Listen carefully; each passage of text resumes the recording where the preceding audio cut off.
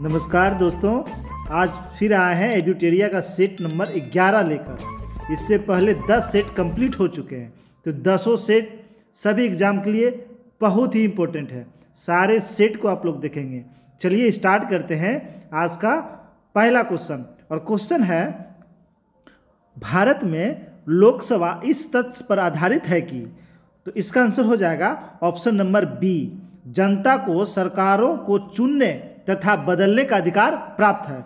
Option number B. अच्छा, आप लोग बताएं कि भाग 1 में क्या चीज़ का वर्णन है। तो भाग 1 में क्या चीज़ का वर्णन? संघ और उसका राज क्षेत्र का वर्णन। अच्छा, ये अनुच्छेद 1 से लेकर 4 तक, अनुच्छेद 1 से लेकर 4 तक। अच्छा, आप लोग बताएं संविधान सभा के बारे में किसने कहा था? संविधान सभा कांग्रेस थी और कांग्रेस भारत था। तो किसने कहा था? ग्रैनविल ऑस्टिन ने, ग्रैनविल ऑस्टिन ने। अच्छा, प्रस्तावना के बारे में किसने कहा था? प्रस्तावना के बारे में किसने कहा था कि यह हमारे दीर्घकालीन सपनों का विचार है? तो किसने कहा था? कृष्ण स्वामी अय्यर ने, कृष्ण स्वामी अय्यर ने। अच्छा, प्रस्तावना के बारे में किसने कहा था? यह भारतीय संविधान का परिचय पत्र है, भारतीय संविधान का परिचय पत्र है। किसने कहा था? N.A. पालकीवाला, N.A. पालकीवाला ने। चलिए देखते हैं अगला प्रश्न। और प्रश्न है, भारत में संसदीय सरकार की निम्नलिखित विशेषताएं हैं। तो उसकी क्या विशेषताएं हैं? मंत्रिपरिषद सामूहिक रूप से उच्च सदन के प्रति उत्तरदायी होते हैं। ये बिल्कुल गलत है। मंत्रिपरिषद सामूहिक रूप से निम्न सदन यानी लोकसभा के प्रति उत्तरदायी होते हैं। अगला क्वेश्चन है, बगैर सांसद बने कोई व्यक्ति केवल 6 माह तक मंत्री पद पर रह सकता है। ये सही है। उसके बाद मंत्री अपना पद संभालने से पहले लोकसभा अध्यक्ष के समक्ष शपथ लेता है। ये भी गलत है।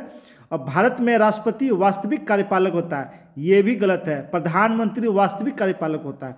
तो इसका आंसर क्या हो जाएगा? तो इसका आंसर हो जाएगा ऑप्शन नंबर डी, केवल 2 सही है। चलिए अगला प्रश्न देखते हैं। और प्रश्न है, मूल अधिकारों से असंगत या उनकी अल्पीकरण करने वाली विधियों को संविधान के किस अनुच्छेद के अंतर्गत शून्य घोषित किया जाता है? तो वो किस अनुच्छेद के तहत? अनुच्छेद 13 के तहत। जान लेते हैं कुछ अनुच्छेद मौलिक अधिकार का। तो अनुच्छेद 12 में क्या है? राज्य की परिभाषा। अनुच्छेद 14 विधि के समक्ष समानता। अनुच्छेद 15 जाति धर्म नस्ल के आधार पर भेदभाव से निषेध। अनुच्छेद 16 लोक नियोजन में अवसर की समानता। अनुच्छेद 17 अपृष्ठता का अंत। अनुच्छेद 18 उपाधियों का अंत। अनुच्छेद 19 वाक एवं अभिव्यक्ति की स्वतंत्रता। अनुच्छेद 20 अपराधों के लिए दोष सिद्धि। अनुच्छेद 21 प्राण एवं दैहिक स्वतंत्रता और निजता का अधिकार। अनुच्छेद 22 कुछ दशाओं में गिरफ्तारी से निषेध। चलिए आगे देखते हैं 4 नंबर प्रश्न। और प्रश्न है, भारत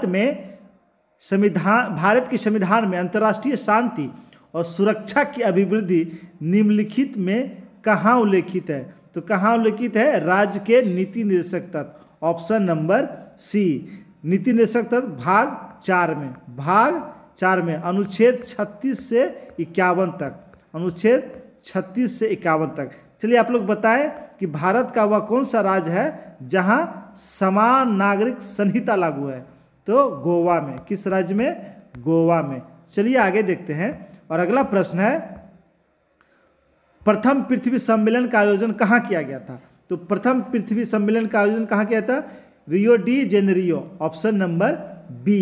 कब? 1992 में, 1992 में। कुछ और प्रोटोकॉल हुए थे। क्योटो प्रोटोकॉल, क्योटो प्रोटोकॉल कब हुआ था? तो क्योटो प्रोटोकॉल कब हुआ था? तो आप लोग बताएंगे।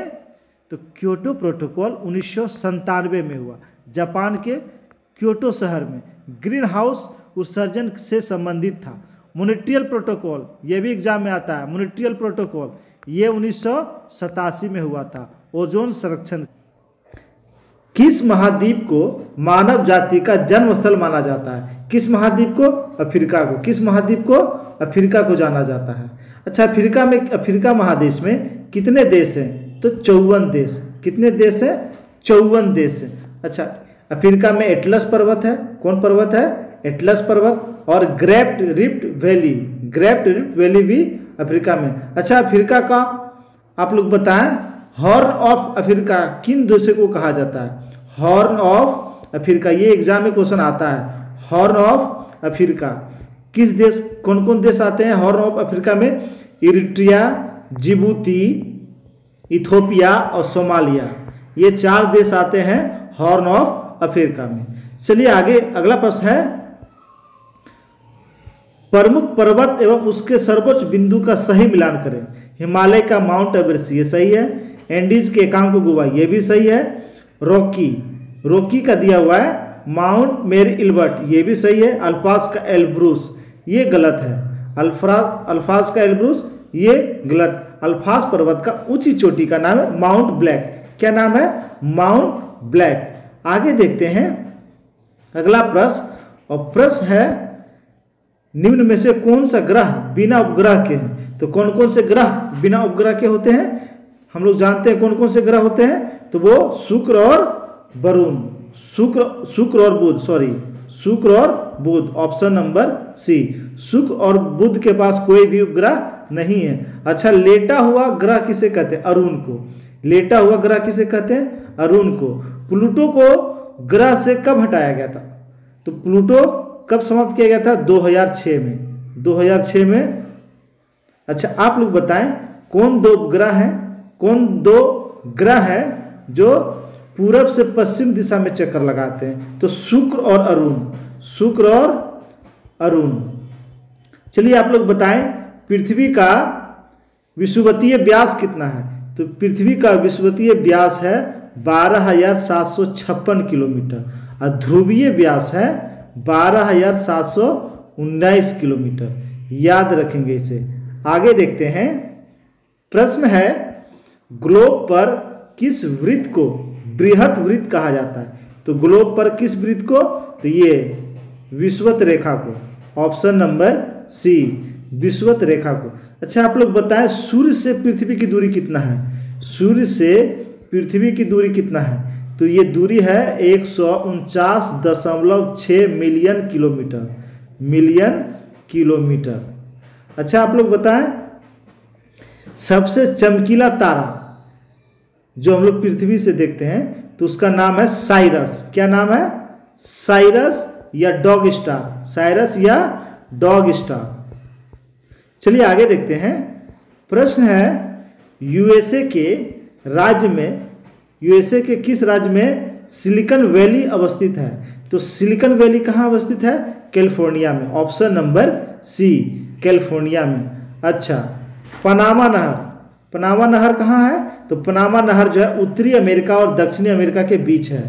अच्छा, आप लोग बताएं, उत्तरी अमेरिका का सबसे ऊंची चोटी तो माउंट मैकिनले। अच्छा, अमेरिका का एक शहर है, वो शहर है डेट्रायट। ये किसके लिए प्रसिद्ध है? ये पूरे दुनिया में कार उद्योग के लिए प्रसिद्ध है। किसके लिए? कार उद्योग के लिए प्रसिद्ध है। अच्छा, एक और शहर है बूटे खान, ये किसके लिए है? ये तांबे की सबसे बड़ी खान है, दुनिया की तांबे की सबसे बड़ी खान है बूटे खान। चलिए आगे देखते हैं, अगला प्रश्न है, इलेक्ट्रोमैग्नेटिक तरंगें कैसी होती है? तो ये फोटोन के कैसे बनती है? तो ये फोटोन के गति के कारण बनती है, ऑप्शन नंबर ए, फोटोन के गति के कारण। अच्छा, कुछ महत्वपूर्ण इलेक्ट्रोमैग्नेटिक तरंग हम लोग देख लेते हैं। गामा किरण, रिपीट कर दे रहे हैं, गामा किरण का खोज पॉल विलार्ड ने किया। एक्स किरण, एक्स रे, इसकी खोज किसने किया? रोंटजन ने किया। पराबैंगनिक किरण, इसकी खोज किसने किया? रीटर ने किया। दृश्य किरण की खोज न्यूटन ने किया। अवरक्त किरण की खोज हर्शेल ने किया। लघु रेडियो तरंग की खोज हेनरिक हर्ज ने किया और दीर्घ रेडियो तरंग की खोज मार्कोनी ने किया। अगला प्रश्न है, संगोला की संधि कब हुई? तो इसका आंसर हो जाएगा 1750 में। किसके बीच? मराठा का जो छत्रपति थे उस राजा राम द्वितीय और बालाजी बाजीराव के बीच हुई। अच्छा, कुछ महत्वपूर्ण संधि हम लोग देख लेते हैं। अच्छा, आप लोग बताएं सूरत की संधि। सूरत की संधि कब हुआ? 1775 में। पुरंदर की संधि 1776 में। सालवाई की संधि 1782 में। और देवगांव की संधि 1803 ईस्वी में। अगला प्रश्न है, मिलान करने का प्रश्न है, रक्त प्लाज्मा। तो ये हल्के पीले रंग का तरल पदार्थ एल्बुमिन, ये हो जाएगा। ऑस्मेटिक दाव स्थापित करना। और ग्लोयुलिन, ये हो जाएगा संक्रमण रोगों से रक्षा। फाइब्रोनोजेन, ये हो जाएगा रक्त का स्कंदन। Option number A. चलिए आगे देखते हैं। प्रश्न है, भारत में सर्वोच्च न्यायालय का मूल अधिकार क्षेत्र निम्नलिखित है। तो उसका मूल अधिकार क्षेत्र क्या है? भारत सरकार और एक या अधिक राज्यों के बीच विवाद, ये इसका मूल अधिकार क्षेत्र। बाकी भारत सरकार द्वारा हस्ताक्षरित संधियां समझौते, राज्य के नीति सिद्धांतों को लागू करने से संबंधित विवाद, संसद द्वारा पारित एक विधेयक जो संसद का उल्लंघन करता हो, ये इसके मूल अधिकार क्षेत्र में नहीं आते हैं। अगला प्रश्न है, इसमें अच्छा आप लोग देख लें कि सर्वोच्च न्यायालय का गठन अनुच्छेद 124 के तहत, अनुच्छेद 124। अच्छा बताएं सर्वोच्च न्यायालय में कुल कितने न्यायाधीश होते हैं? तो एक मुख्य न्यायाधीश और उसके अलावा 33 अन्य न्यायाधीश। इनका कार्यकाल 5 वर्षों का होता है। इनकी न्यूनतम आयु की चर्चा नहीं है। आप लोग बताएं कि सबसे अधिक समय तक भारत के मुख्य न्यायाधीश कौन रहे? तो यशवंत विष्णु चंद्रचूड़। और सबसे कम समय तक रहे थे कमल नारायण सिंह। अगला प्रश्न देख लेते हैं। और प्रश्न है, किसी राज्य में अधिकतम कितने समय अवधि तक राष्ट्रपति शासन लागू रह सकता है? तो ये हो जाएगा 3 वर्ष। ऑप्शन नंबर सी, 3 वर्ष तक। अच्छा, तो राष्ट्रपति शासन किस अनुच्छेद? अनुच्छेद 356, अनुच्छेद 356 के तहत, अनुच्छेद 300। अच्छा, सबसे पहले राष्ट्रपति शासन किस राज्य में लागू हुआ? तो ये लागू हुआ था 20 जुलाई 1951 को पंजाब में। सबसे पहले कहाँ लागू हुआ? पंजाब में राष्ट्रपति शासन लागू हुआ था। अच्छा, सबसे अधिक समय तक कहाँ लागू हुआ था? तो ये जम्मू कश्मीर में सबसे अधिक समय तक लागू हुआ था। चलिए अगला प्रश्न है, चेलना एवं बिंबिसार के विवाह का विवरण मिलता है, किसमें मिलता है? ललित विस्तार। किसमें मिलता है? ललित विस्तार में मिलता है। यह बौद्ध धर्म ग्रंथ है ललित विस्तार। अच्छा, दीपवंश, इसकी रचना दीपांकर ने किसने किया? दीपांकर ने। और इसमें श्रीलंका का प्रसिद्ध ग्रंथ है। दीपवंश श्रीलंका का प्रसिद्ध ग्रंथ है। मुद्रा राक्षस, इसके लेखक विशाख दत्त। अगुंतर निकाय, यह भी बौद्ध ग्रंथ है। चलिए आगे देखते हैं। प्रश्न है, एकमात्र बौद्ध सभा जिसका आयोजन बिहार में नहीं हुआ था, तो वो चौथी बौद्ध संगीति का आयोजन बिहार में नहीं कश्मीर में हुआ था। तो हम लोग देख लेते हैं। प्रथम बौद्ध संगीति कब हुआ था? 483 ईसा पूर्व। 483 ईसा पूर्व अजातशत्रु के समय राजगृह में, और उसके अध्यक्ष थे महाकश्यप। द्वितीय बौद्ध संगीति 383 ईसा पूर्व किसके समय में? कालाशोक के समय में। कहाँ हुआ था? वैशाली में। और इसके अध्यक्ष थे सवाकामी। तृतीय बौद्ध संगीति अशोक के समय कब हुआ था? तो ये 250 BC ईसा पूर्व अशोक के समय हुआ था, पाटलिपुत्रा में हुआ था। और मोगली सुतपुत्तम इसके अध्यक्ष थे। चौथी बौद्ध संगीति 98 ईस्वी में कब हुआ था? 98 ईस्वी में। किसके समय में? कनिष्क के समय में कुंडल ग्राम में हुआ था। और इसके अध्यक्ष थे वसुमित्र। चलिए अगला प्रश्न देखते हैं। 18 नंबर प्रश्न है, भारत में हीरा धारण करने वाला क्षेत्र कौन सा रोक सिस्टम है? तो कौन सा रोक सिस्टम है? विंध्याचल। चलिए हम लोग इसके बारे में कुछ और जान लेते हैं। धारवाड़ चट्टानों में हमें क्या क्या मिलते हैं? तो सोना, क्या क्या? सोना, मैग्नीज, ये धारवाड़ चट्टानों में पाए जाते हैं। इसमें विंध्य में हम लोग और देखते हैं, इसमें महत्वपूर्ण मिलते हैं भवन निर्माण सामग्री, भवन निर्माण संगमरमर वगैरह इसमें मिलते हैं। और विंध्य श्रेणी में ही पन्ना जो हीरे की खान है और गुलकुंडा जो हीरे की खान है वह इसी श्रेणी में मिलते हैं। अच्छा, गोंडवाना, गोंडवाना क्रम में कोयले, गोंडवाना चट्टान क्रम में कोयले। चलिए आगे देखते हैं। पाटलिपुत्र में देख लेते हैं, प्रथम जैन संगीति 300 ईस्वी, कब? 300 ईस्वी में। कहाँ? पाटलिपुत्रा में। किसकी अध्यक्षता में? स्थूलभद्र की अध्यक्षता में। द्वितीय जैन संगीति 512 ईस्वी, 512 ईस्वी गुजरात के बल्लभी में हुआ था। इसकी अध्यक्षता किया था क्षमाश्रम ने। किसने? क्षमाश्रम ने। चलिए अगला प्रश्न देखते हैं। और प्रश्न है,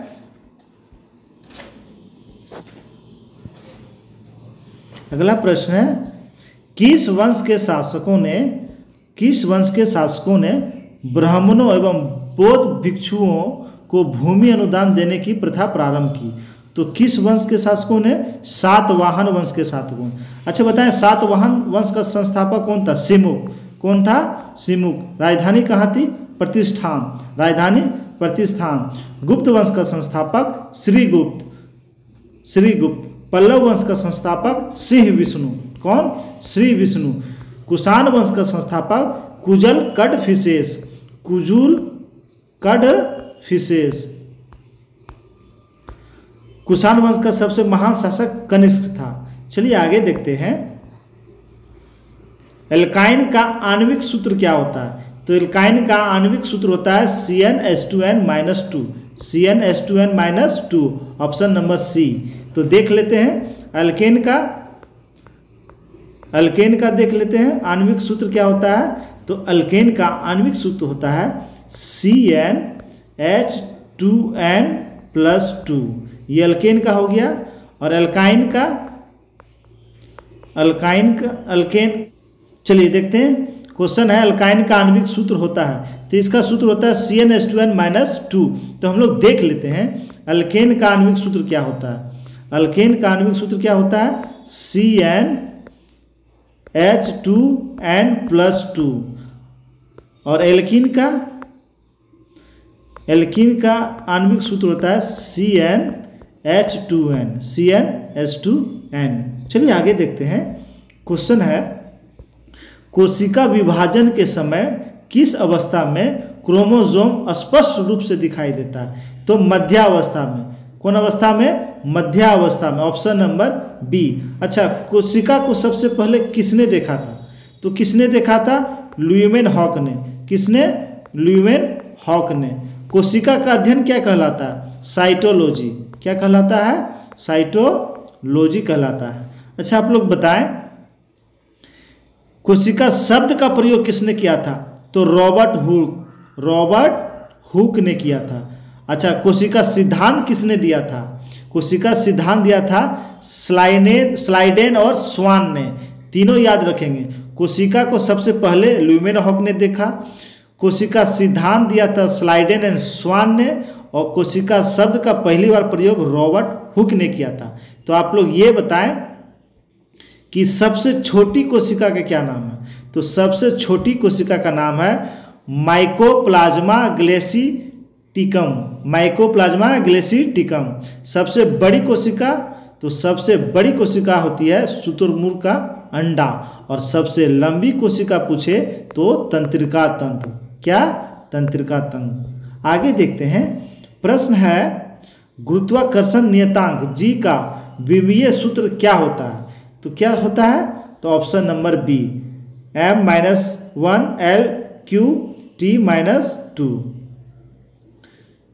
तो इसे हम लोग ऐसे लिखते हैं, ये इसका विमीय सूत्र होता है। अच्छा आप लोग बताएं, पृथ्वी का गुरुत्वीय त्वरण का मान कितना होता है? तो ये होता है 9.8 मीटर प्रति सेकेंड स्क्वायर। अच्छा, सबसे अधिक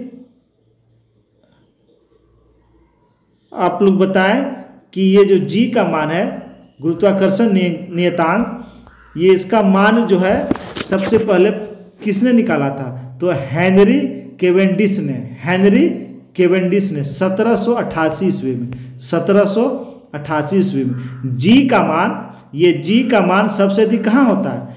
तो जी गुरुत्वाकर्षण बल, जी का मान सबसे अधिक होता है ध्रुवों पर, सबसे अधिक ध्रुवों पर और कम विषुवत रेखा पर। पृथ्वी के घूर्णन गति अगर बढ़ा देते हैं तो जी का मान घट जाता है, जी का मान घट जाता है। चलिए आगे देखते हैं 24 नंबर प्रश्न, पेंटागोनिया मरुस्थल किस महादेश में अवस्थित है? तो पेंटागोनिया मरुस्थल दक्षिणी अमेरिका में अवस्थित है। किसमें? दक्षिणी अमेरिका। अफ्रीका के प्रमुख मरुस्थल सहारा मरुस्थल, सबसे बड़ा मरुस्थल सहारा 11 देशों तक फैला हुआ। कालाहारी मरुस्थल भी अफ्रीका महादेश में है। अच्छा, उत्तरी अमेरिका, इसके कुछ मरुस्थल देख लेते हैं। एजीजोना यह अमेरिका में है। एजीजोना कहाँ है? अमेरिका में। और सोनारन यह मैक्सिको में है। एशिया का प्रमुख देख लेते हैं मरुस्थल। तो एशिया का प्रमुख मरुस्थल है थार मरुस्थल, गोबी मरुस्थल, तकला मकान मरुस्थल। चलिए आगे देखते हैं। और प्रश्न है, फॉकलैंड की जलधारा किस प्रकार की जलधारा है? तो फॉकलैंड कैसी जलधारा है?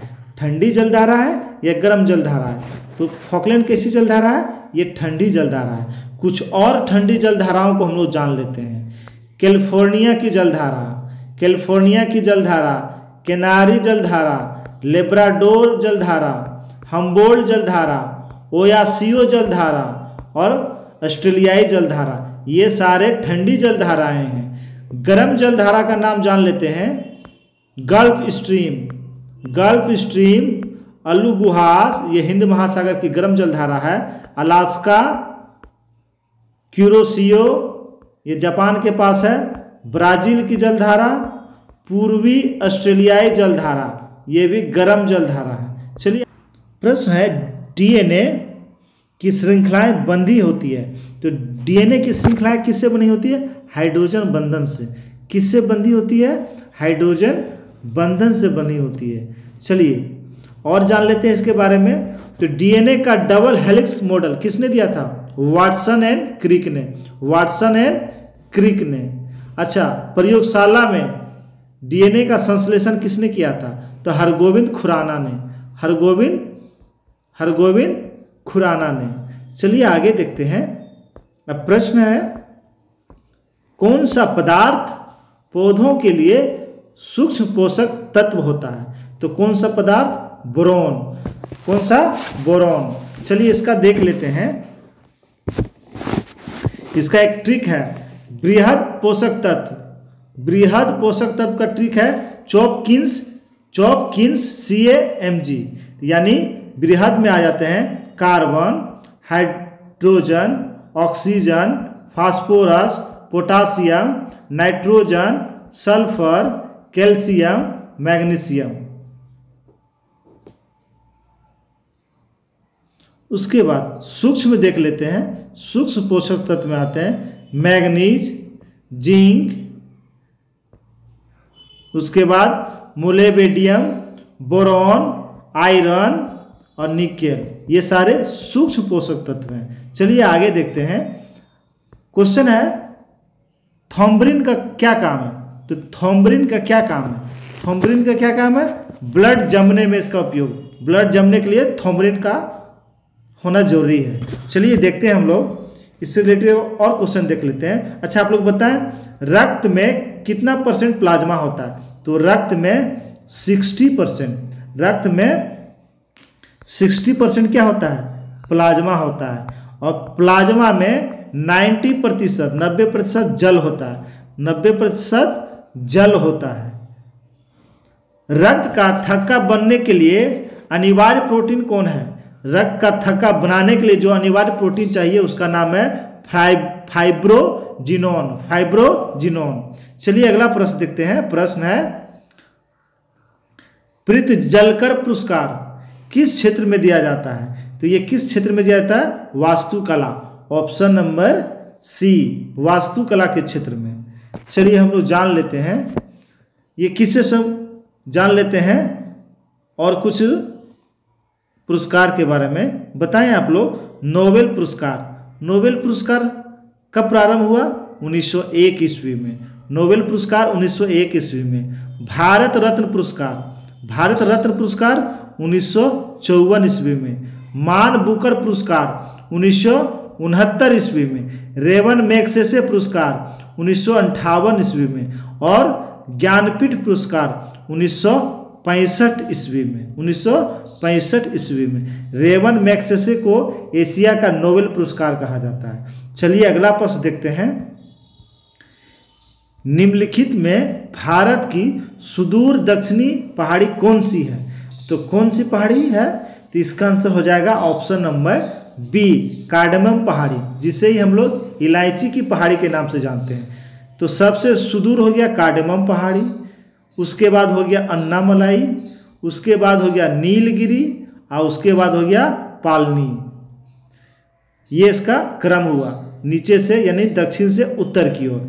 अगला प्रश्न देखते हैं। अब प्रश्न है, संविधान संशोधन अधिनियम द्वारा यह प्रावधान किया गया कि राष्ट्रपति राष्ट्रीय आपातकाल की उद्घोषणा केवल मंत्रिमंडल की लिखित सिफारिश प्राप्त होने पर ही कर सकता है। ये केवल संविधान संशोधन में ये बात कहा गया। तो 44वें संविधान संशोधन के तहत, 44वां संविधान संशोधन कब हुआ था? 1978 में। इसमें क्या किया गया? जो 42वें संविधान संशोधन में लोकसभा का कार्यकाल 6 वर्ष कर दिया गया, इसमें पुनः 5 वर्ष कर दिया गया। और आपातकाल, जो राष्ट्रीय आपातकाल लगाया जाता था, आंतरिक अशांति के जगह पर सशस्त्र विद्रोह किया गया कि जब तक सशस्त्र विद्रोह नहीं होगा राष्ट्रीय आपातकाल नहीं लगाया जाएगा। आंतरिक अशांति के आधार पर राष्ट्रीय आपातकाल नहीं लगेगा। 42वें संविधान संशोधन जो 1976 में हुआ था, इसे लघु संविधान भी कहा जाता है। इसमें हमारे प्रस्तावना में 3 शब्द जोड़े गए थे। चलिए आगे देखते हैं। क्वेश्चन है, नाबार्ड की स्थापना किस समिति के संस्तुति पर हुई? तो ये शिवरमन समिति। किस समिति? शिवरमन समिति। जिसकी स्थापना कब हुआ था? जिसकी स्थापना हुआ था 1979 में। राजा चलैया कर सुधार से संबंधित, इसकी स्थापना 1991 में। और नरसिंहम समिति, नरसिंहम समिति की स्थापना कब हुआ था? इसकी भी 1991 में। और भगवती समिति, इसकी स्थापना 1995 में हुआ था। चलिए आगे देखते हैं। और प्रश्न है, सूची 1 को सूची 2 से मिलान करना है। सूची 1 को सूची 2 से मिलान करना। देख लेते हैं। बालू मक्खी, तो बालू मक्खी क्या हो जाएगा? कालाजार, बालू मक्खी कालाजार। मादा क्यूसेक, मादा क्यूसेक क्या हो जाएगा? फलेरिया। घरेलू मक्खी हैजा और मादा एनफिलीज मलेरिया। तो इसका आंसर क्या हो जाएगा? तो इसका आंसर हो जाएगा option number B, option number B. चलिए आगे देखते हैं। किस वायसराय के समय श्वेत विद्रोह हुआ था? तो किसके समय हुआ था? लॉर्ड रिपन के समय, लॉर्ड रिपन के समय। क्यों हुआ था? तो 1883 में यूरोपियों के विरुद्ध भारतीय न्यायाधीशों द्वारा मुकदमे की सुनवाई के लिए इल्बर्ट विधेयक प्रस्तुत किया गया, जिसके विरोध में अंग्रेजों ने विद्रोह कर दिया। उसी विद्रोह को हम लोग श्वेत विद्रोह के नाम से जानते हैं। तो और जान लेते हैं रिपन। रिपन को स्थानीय स्वशासन का जनक कहा जाता है। इसके समय में प्रथम कारखाना अधिनियम 1881 लागू किया। प्रश्न है, कांग्रेसी नेताओं द्वारा मोंटेग्यू चेम्सफोर्ड रिपोर्ट की निंदा करने पर कई नरमपंथियों ने पार्टी छोड़कर निम्न में से कौन सी पार्टी का गठन किया था? तो वो कौन सी पार्टी का गठन किया था? Indian national liberal federation, Indian national liberal federation. अच्छा बताएं, स्वराज पार्टी का गठन कब हुआ? तो 1 जनवरी 1923 को, 1 जनवरी 1923 को चित्तरंजन दास और मोतीलाल नेहरू के द्वारा। अच्छा आप लोग बताएं, 1919 के भारत शासन अधिनियम के तहत क्या क्या हुआ था? तो इसके तहत प्रांतों में द्वैत शासन लागू किया। पहली बार महिलाओं को मत देने का अधिकार, और सिख ईसाइयों के लिए पृथक प्रतिनिधित्व दिया गया था 1919 के भारत शासन अधिनियम के तहत। अगला प्रश्न है, निम्नलिखित में किसने वर्नाकुलर प्रेस एक्ट को निरस्त किया था? तो वर्नाकुलर प्रेस एक्ट को किसने निरस्त किया था? लॉर्ड रिपन ने। लागू किसने किया था? लिटन ने। कब? तो ये 1878 में, 1878 ईस्वी में। डफरिन, इसके समय में कांग्रेस की स्थापना की गई। बर्मा का अंतिम रूप से भारत में विलय किया गया। अच्छा, कर्जन के समय कुछ आयोग बने थे, महत्वपूर्ण आयोग बने थे। तो कौन कौन से आयोग बने थे कर्जन के? इसमें सिंचाई आयोग की स्थापना किया था। पुलिस किसके अध्यक्षता में? मॉनक्रिफ की अध्यक्षता में। पुलिस आयोग की स्थापना किया एंड्रयू फ्रेजर की अध्यक्षता में। पुरातत्व विभाग का स्थापना किया था 1904 ईस्वी में। और रेले कमीशन का भी स्थापना किया था विश्वविद्यालय से संबंधित। और इसी के समय में बंगाल विभाजन हुआ था। लॉर्ड हार्डिंग ने नरबली प्रथा को समाप्त किया था। और इसी के समय में प्रथम आंग्ल सिख युद्ध हुआ था। लॉर्ड हार्डिंग द्वितीय के समय में दिल्ली में 12 दिसंबर 1911 को दिल्ली दरबार का आयोजन किया गया, जिसमें बंगाल विभाजन को रद्द किया गया। चलिए आगे देखते हैं। प्रश्न है, रामोसी आंदोलन भारत के किस भाग में हुआ था? तो रामोसी आंदोलन भारत के पश्चिमी भाग में हुआ था। रामोसी आंदोलन के नेता थे चित्तर सिंह। कौन थे? चीरत सिंह नेता थे। ये हुआ कब था? 1822 ईस्वी में। अच्छा, कूका आंदोलन कहाँ हुआ था? ये पंजाब में हुआ था। कूका कहाँ हुआ था? पंजाब में। इसके नेता थे जवाहर मल। कौन थे? जवाहर मल। भील आंदोलन, इसके नेता थे सेवाराम। ये 1825 ईस्वी में हुआ था। एक और हुआ था पश्चिमी घाट तरफ, मोपला विद्रोह केरल में। इसके नेता थे अली मुसलियार 1920-21 के आसपास हुआ था। चलिए अगला प्रश्न है, रॉलेट एक्ट पर विचार के लिए कांग्रेस का विशेष अधिवेशन बुलाया गया था। इसके अध्यक्ष कौन थे? तो इसके अध्यक्ष थे हसन इमाम। कौन थे? हसन इमाम इसके अध्यक्ष थे। 10 अप्रैल 1919 को किचलू और सत्यपाल को गिरफ्तार किया गया। इसी के विरोध में 13 अप्रैल 1919 को अमृतसर में के जलियांवाला बाग में एक सभा आयोजित किया गया, जिस पर जनरल ओ डायर ने गोली चलाने का आदेश दे दिया गया था। इसकी जांच के लिए कांग्रेस ने एक समिति का गठन किया गया था। उस समिति का अध्यक्ष थे मदन मोहन मालवीय। गांधी जी, मोतीलाल नेहरू और चित्तरंजन दास उस समिति के सदस्य थे। चलिए अगला प्रश्न देखते हैं। प्रश्न है, तैमूर लंग का आक्रमण भारत पर कब हुआ? तो तैमूर लंग का आक्रमण भारत पे 1398 ईस्वी में हुआ। तुगलक वंश का शासक चल रहा था उसमें, उसके शासक कौन थे? नसरुद्दीन महमूद तुगलक। अच्छा, सबसे पहले मंगोल आक्रमण किसके समय हुआ? तो इल्तुतमिश के समय हुआ। और सर्वाधिक मंगोल आक्रमण अलाउद्दीन खिलजी के समय हुआ। अलाउद्दीन खिलजी ने मंगोलों से बचने के लिए 1304 ईस्वी में सीरी का किला बनवाया था। 1304 ईस्वी में सीरी का किला बनवाया था। प्रश्न है, हड़प्पा सभ्यता के किस स्थल से घोड़े की मृण मूर्तियां मिली है? रंगपुर से। कहाँ से मिली है? रंगपुर से। रंगपुर किस नदी के किनारे? ये रोपड़ नदी के किनारे। किस नदी के किनारे है? रोपड़ नदी के किनारे। इसके खोजकर्ता रंगनाथ राव। कौन है? रंगनाथ राव। कालीबंगा घग्गर नदी के किनारे। किस नदी के किनारे है? घग्गर नदी। इसकी खोज किया था घोष, लाल और थापर ने। यहाँ से जूते हुए हल के निशान मिले और अग्निकुंड के साक्ष्य मिले। बनावली रंगोई नदी के किनारे है। इसके खोजकर्ता रविंद्र विष्ट। सुतकोटदा ये दास्क नदी के किनारे है। किस नदी के किनारे? इसके खोजकर्ता है ऑरेल स्टाइन। और यहाँ से घोड़े के अस्थि पंजर मिले हैं। अगला प्रश्न, वैदिक काल में सोम देवता को किससे संबंधित माना जाता था? तो सोम देवता को वनस्पति के देवता के रूप में जाना जाता था। तो कुछ जान लेते हैं हम लोग। इंद्र को किस देवता के? इंद्र को युद्ध और वर्षा के देवता के रूप में जाना जाता था। चलिए ठीक है। समुद्र के देवता किसे कहते थे? समुद्र और पृथ्वी का देवता वरुण होते थे। कौन होते थे? वरुण होते थे। उषा, प्रगति के देवता को उषा कहते थे। प्रगति के देवता उषा। आंधी तूफान के देवता मरुत आंधी तूफान के देवता। अब पूषण जो पशुओं के देवता। अब विष्णु संरक्षण और पालन करता। चलिए आगे देखते हैं। जैन धर्म के तीसरे तीर्थंकर कौन थे? तो तीसरे तीर्थंकर कौन थे? संभवनाथ। कौन थे? संभवनाथ। देख लेते हैं। जैन धर्म के पहले तीर्थंकर ऋषभदेव, जिसका प्रतीक चिन्ह सांड था। क्या था? सांड था।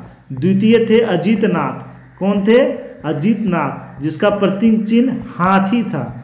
तीसरे थे संभवनाथ, इनका प्रतीक चिन्ह घोड़ा था। संभवनाथ का घोड़ा था। उसके बाद 22वें एग्जाम में 22वें भी आते हैं, अरिस्टेनेमी, इसका प्रतीक चिन्ह शंख था। प्रतीक चिन्ह शंख। 23वें पार्श्वनाथ, इसका प्रतीक चिन्ह सर्प था। 24वें भगवान महावीर, और इसका प्रतीक चिन्ह सिंह था। चलिए अगला प्रश्न देखते हैं। किस सुल्तान के काल में खालसा भूमि अधिक पैमाने पे विकसित हुई थी? तो किसके समय में? तो अलाउद्दीन खिलजी के समय में। Option number B, Alauddin Khilji.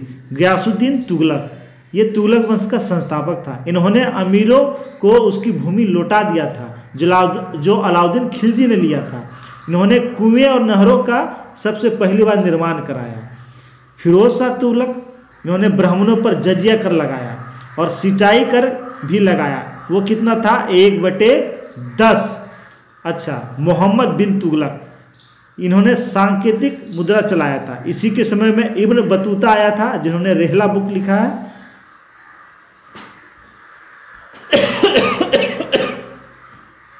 अगला प्रश्न है, तबकाते नासरी के लेखक कौन है?